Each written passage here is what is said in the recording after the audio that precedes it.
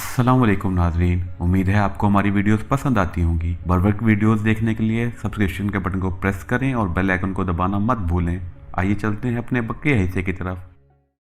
بسم اللہ الرحمن الرحیم۔ السلام علیکم۔ صحیح مسلم حدیث نمبر 999۔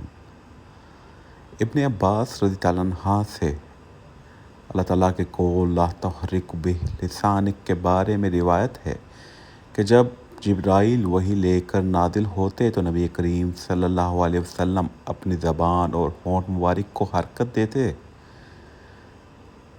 اور دہراتے تھے اور اس میں مشکل ہوتی۔ اس پر اللہ تعالیٰ نے یہ آیت نازل فرمائی لا تحرک بلسانک، آپ صلی اللہ علیہ وسلم اپنی زبان کو یاد کرنے کی خاطر حرکت میں جلدی نہ دیں۔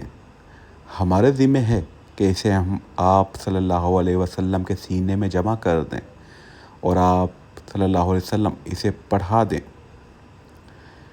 فرمایا جب ہم قرآن کو آپ صلی اللہ علیہ وسلم پر نازل کریں تو آپ صلی اللہ علیہ وسلم اس کو سنیں، ہم اس کو آپ صلی اللہ علیہ وسلم کی زبان سے بیان کرائیں گے۔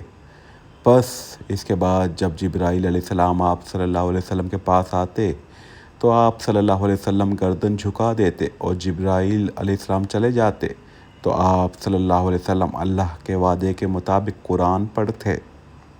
سبحان اللہ۔